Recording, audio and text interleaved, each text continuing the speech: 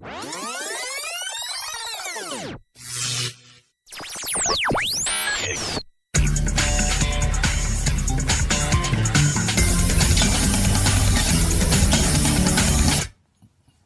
everybody, my name is James Richardson and welcome to Weston People.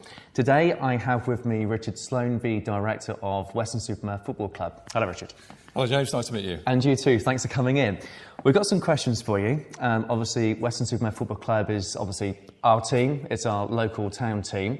So first of all, tell me a bit about the team and which league we're in at the moment. Well, we are currently in the Conference South, which is a semi-professional football league.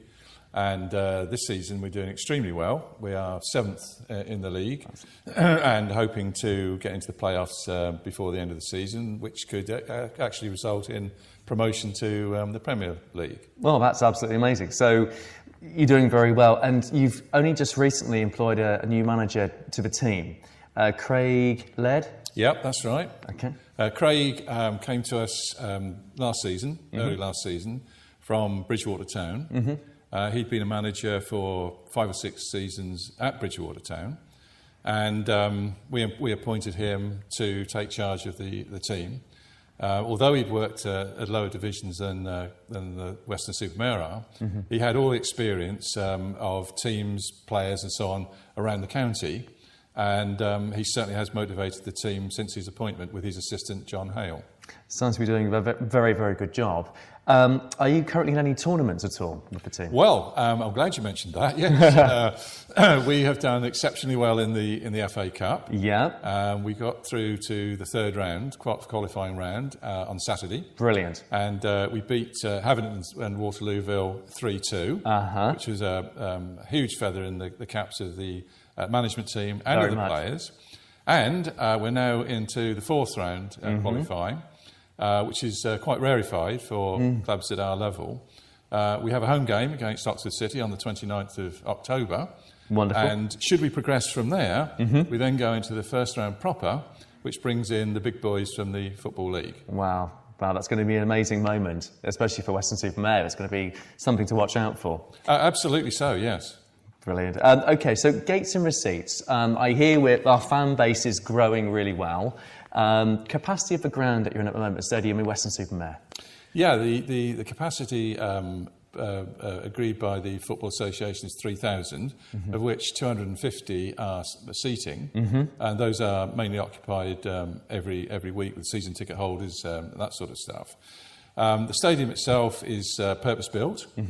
We have a full-time groundsman, and most visiting teams from the Conference South say it's the best pitch that they've played on. And we've hosted the Somerset Premier Cup final a number of occasions on our ground. So that speaks for itself in terms of the quality of the ground. It certainly does, very much so. And it's obviously the performance is based on that as well, I would imagine, because if you've got a good ground and the players are gelling well together and you've got a good surface you're playing on, it all makes a difference. We have a fantastic togetherness within the team. The manager has created a fan base within the club itself and within the team itself, so that the team spirit is absolutely second to none. Yes, yeah. And I should just say to you that half our games, of course, are away. We have a coach trip on every one of our games because Weston-super-Mare is out on a limb, if you like, in terms of the league. Most of the clubs around London. And the team spirit, win, draw or lose, on that coach is absolutely fantastic. That's what you need. You need everybody gelling together. And I suppose the way to look at it as well is if everybody's negative after a game, they're not going to learn by any mistakes, they're not going to see what's gone wrong. But if you do have that excellent team spirit I don't know very much about it, but from what I've heard, you can learn by what went wrong and you can progress on to the next game with confidence. Absolutely. I mean, the way our management team operate, and your viewers will probably see that on Friday evening when we have the offside at 7 o'clock here. They operate by coercing quietly the team. They don't go out, as a lot of managers do, shouting and bawling at their players. They talk it through with them. They come to decisions, maybe change tactics and so on. And the captain of the club, who will also be here on Friday night, is part of that discussion, so that there's a full team input into the way the club is managed. Yeah, sounds great. Now, just reversing slightly back to the ground itself, for anybody watching, obviously, the show today, there is access for the disabled? Yeah, there is. There's access for the disabled. The pricing structure is such that senior citizens and under 16s come in at a reduced price. Yeah. And there's also a family ticket, which enables an adult to bring a child under 10 for £1. No, that's great. A great day out. Absolutely, yes. And the way the team is playing right now, that is a real good day out. Yeah, absolutely. Yeah, it gives them a bit of a taster for what's to come. So, current tournaments, FA Cup, there's a lot of things going on at the moment. Now, what is the biggest stadium you've played at, or what is the biggest stadium Weston Superman Football Club has played at in the past? Well, going back about 5 years, I'd say that Northampton Town, that we played in the first round proper of the FA Cup, was the largest stadium. And of course, there's another competition we haven't talked about, the FA Trophy. Yeah. Should we get to the final of that, then that's staged at Wembley. So that, if you ask me that question next May, I'll say to you the answer. Yeah, definitely. Well, I'll be coming along to that as well. So the players themselves, they're local players. We've already mentioned they gel well together, but that's probably because they're from the same sort of background and the same area as well. And we know that always helps. But being a footballer isn't just the only thing in their lives. They also work part-time. Is that correct? Yeah, and that does cause problems because sometimes, like we've been in the FA Cup and in the next round, means we have to put a game that we scheduled for that day, a league game, back to an evening during the week. And therefore, the players have got to find time off to come to the game, whether it's home or away. And our players are a mix of professions and trades. We've got teachers, we've got plasterers, decorators in the team, and they all in their own way have to make sacrifices to be able to play for the club. Yeah, absolutely. So in a way, they have to be very keen on football and not only have it as part of a job, but also a hobby as well. You've got to love football to segregate your life in that way. Well, I think, yeah, absolutely. And what the manager has done, and his assistant, they have brought up players from perhaps 2 leagues down, say in the Southern League, South and West Division, and they've moulded those guys to 2 leagues above, and those guys are now competing very, very well in this Southern Conference South League. And so therefore, the management team have done extremely well in being able to meld that group into a single entity. Sure, he's doing a fantastic job. I'm, for one, as an avid football fan... No, you support Newcastle. Yeah, and if I'm correct, you support Ipswich Town, so that takes us both back. So,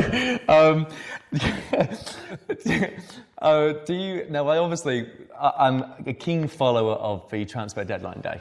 Right. I am boring to the degree that I sit there watching Sky Sports and I'm watching to see who's going into which club, watching the reporters and everything else.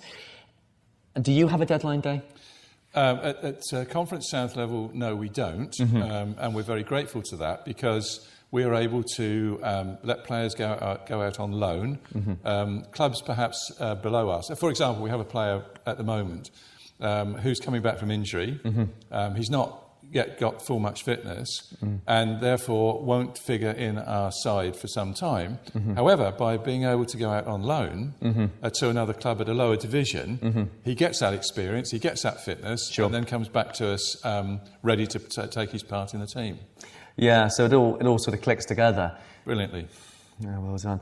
So, is there a deadline day close to your division? If you go up to the next division, what division would that be? Yeah, the next division would be the Conference Premier. Okay. And that the cut-off point does apply at that level. So it does, even sort of for Weston Superman Football Team, if you get up to the next level, the Premier Conference, you've then got your own deadline day as well. Absolutely, yeah.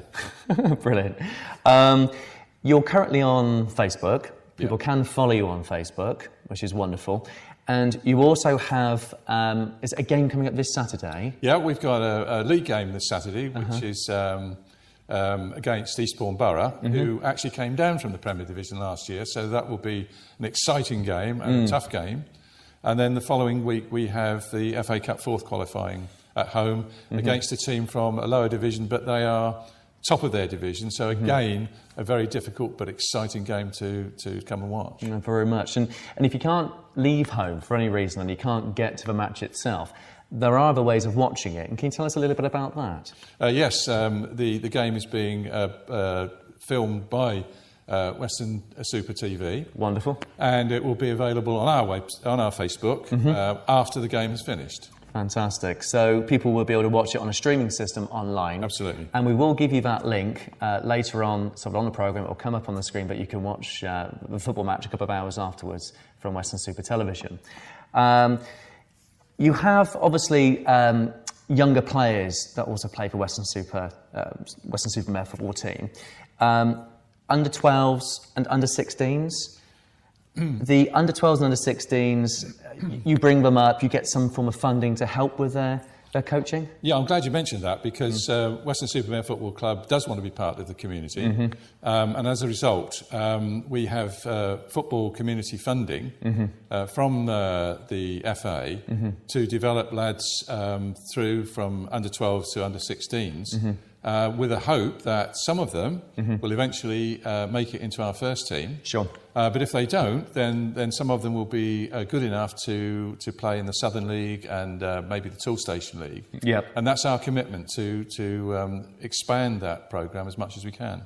So if anybody watching, if you have any young budding players that you think could progress into fantastic footballers, then please let people like Richard know, because we do want to try and bring people up from an early age into the team and keep it local as well if we can. Absolutely, yeah. Fantastic. Well, I've done my bit today. I've brought my England top, as you can see, and Richard's done his bit and he's brought his Newcastle United coloured tie. Yeah, cheers, thank you. So, Richard, thank you very much for coming in today, and we'll look forward to interviewing a couple more people on Friday as well, which is going to be, one of which is going to be Craig. Yeah, Craig Laird and our captain, Ben Kirk. Okay.